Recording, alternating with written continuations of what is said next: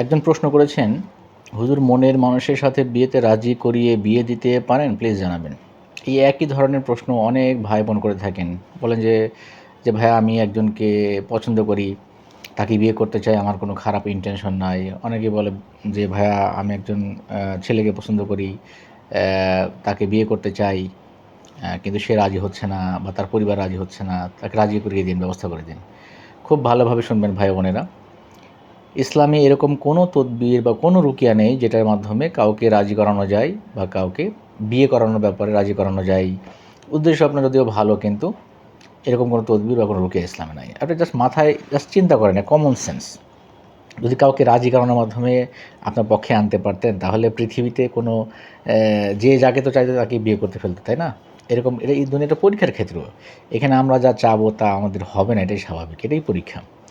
আপনার যদি যোগ্যতা থাকে, সেরকম আপনার অ্যাবিলিটি থাকে, তাহলে অবশ্যই আপনার প্রস্তাবে সবাই রাজি হবে, ঠিক আছে?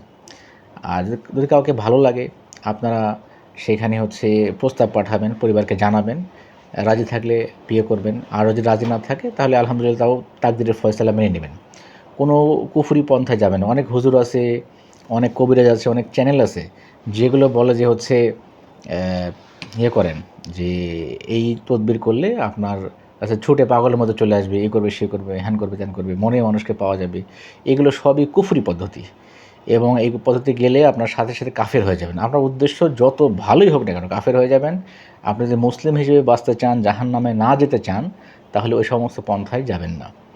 এই দুনিয়ার খুবই ছোট, জীবন খুবই ছোট। এগুলো মাথায় রাখবেন। আল্লাহ সুবহানাহু ওয়া তাআলার বিরুদ্ধে কোনোভাবেই যাওয়া যাবে না। আশা করি উত্তর পেয়েছেন।